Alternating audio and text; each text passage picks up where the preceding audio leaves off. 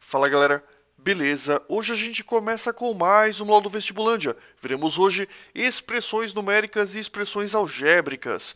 Antes, porém, pessoal, queria deixar um recado para vocês.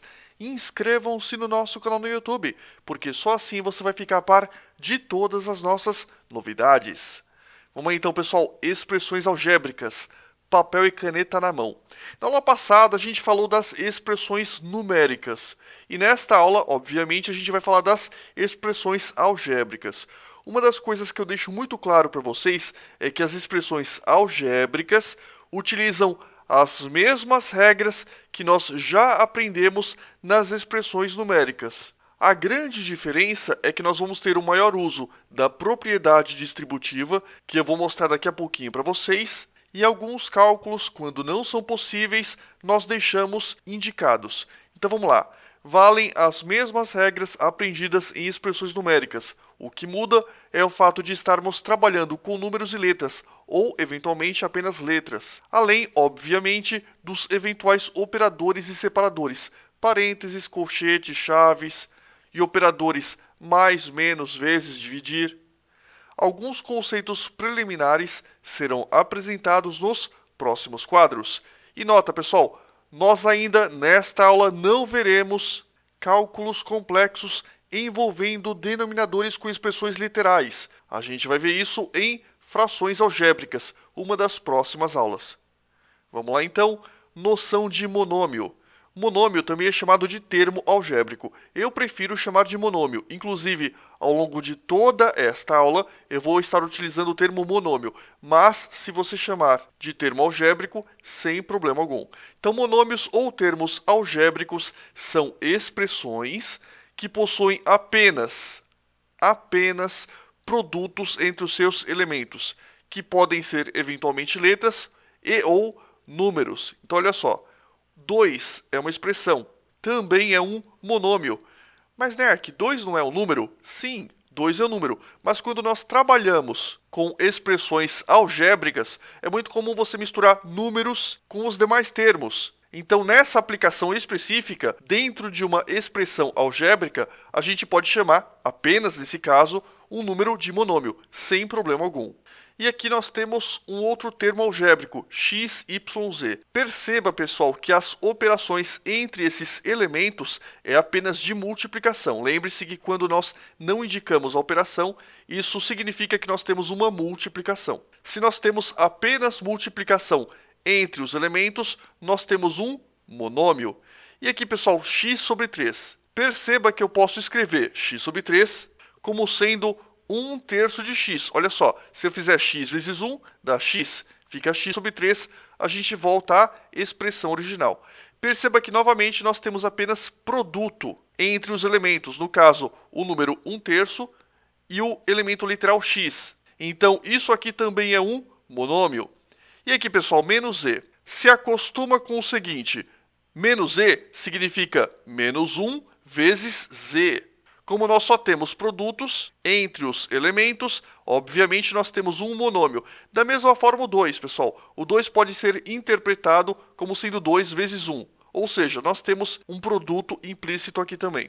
Vamos ver agora alguns contra-exemplos. Olha só, x mais y. Perceba que a operação entre esses dois caras é de adição. Mas para que a gente tenha um monômio, eu preciso ter apenas, exclusivamente, operações de multiplicação. Ah, mas Nerk, eu tenho uma pergunta. Olha só, x dividido por 3, aqui tem divisão. Tudo bem, mas a gente pode escrever a divisão, como vocês bem viram, através de uma multiplicação, sem problema algum. Como nós temos uma soma aqui, esse conjunto não é um monômio, é uma expressão qualquer. A mesma coisa aqui, ó, 2xz menos 5zy. Toda essa expressão não é um monômio. Mas, se a gente considerar individualmente o 2xz ou individualmente o 5zy, eu quero que vocês percebam que só essa parte é um monômio e só essa parte é um monômio. Tudo isso aqui não é um monômio, porque nós temos uma operação de subtração. E para ter monômio, a gente só pode ter multiplicação entre os elementos. Continuando, partes de um monômio. Um monômio possui duas partes normalmente, o coeficiente e a parte literal. Olha só, 65xyz. 65, que é a parte numérica, a gente vai chamar de coeficiente. Sempre, sempre, sempre a parte numérica é o coeficiente. E a parte literal é o que sobra, no caso, x, y, z, as letras. Aqui, pessoal, x, y, z. Nesse caso, fica óbvio que a parte literal é x, y, z. Mas e o coeficiente? Ah, NERC, não tem, é 0. Cuidado! Quando não tem nada, é 1.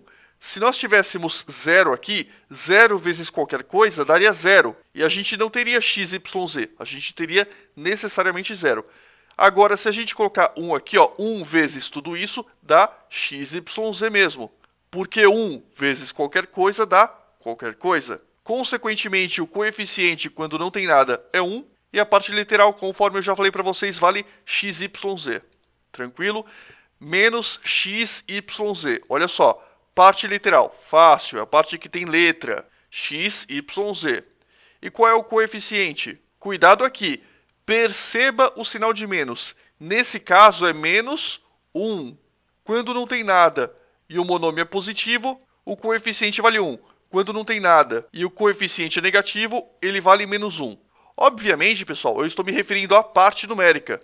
Então, aqui nós temos x, y, z, coeficiente 1, e menos x, y, z, coeficiente menos 1. Tranquilo, né? Aqui, pessoal, menos x sobre 3. Eu posso reescrever este monômio como sendo menos 1/3 de x. Perceba que se eu fizer a multiplicação, x vezes 1 dá x. Com o menos x, ficaria menos x sobre 3. A gente voltaria à expressão original. Ou seja, menos x sobre 3 significa que o coeficiente é menos 1/3, que é a parte numérica, e a parte literal, x. E finalmente 2, pessoal. Olha só, o coeficiente, conforme eu já falei para vocês, é a parte numérica. Óbvio que é 2.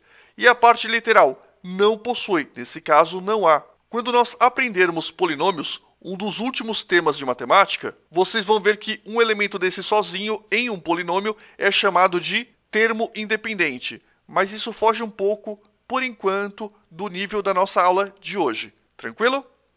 Continuando.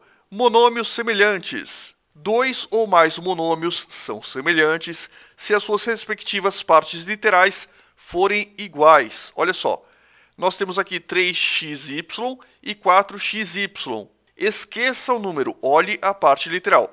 xy, xy. É igual? Sim. Consequentemente, esses dois caras são monômios semelhantes. Aqui, pessoal, menos ABCD, ABCD. Olhando para a parte literal, são iguais. Consequentemente, esses dois caras são semelhantes. E aqui, pessoal, 13xyz, 7yzx. Ah, NERC, não é igual. Claro que é, mano. Olha só, x, y, z. X, y, z. A ordem dos fatores altera o produto? Não. Consequentemente, x, y, z é a mesma coisa que yzx. Não muda nada. Então, esses dois caras são semelhantes. Note que x, y, z é a mesma coisa que yzx. Agora, a gente vai ver monômios que não são semelhantes. 2a e 2b, óbvio, eles não são semelhantes, porque as partes literais não são as mesmas. E aqui também, pessoal, olha só, 3ab, 3a. Apesar desses dois monômios possuírem o elemento a, eles não são iguais, porque aqui é ab, aqui é apenas a. Então, eles não são semelhantes. Observe também, conforme eu já falei para vocês, que, por exemplo, 5ABC, 5BCA, BC5A, ABC5 e assim por diante, representam exatamente o mesmo monômio. Cuidado para não errar isso. A ordem dos fatores não altera o produto. Nota 2, pessoal. Cuidado também para não forçar a barra. Por exemplo, 37AB. Ah, NERC, é muito fácil. 37AB é a mesma coisa que 73AB. Se você troca o 3 e o 7 de lugar, dá na mesma. Não, cara. Eu quero que vocês percebam que em 37, 3 e 7 não representam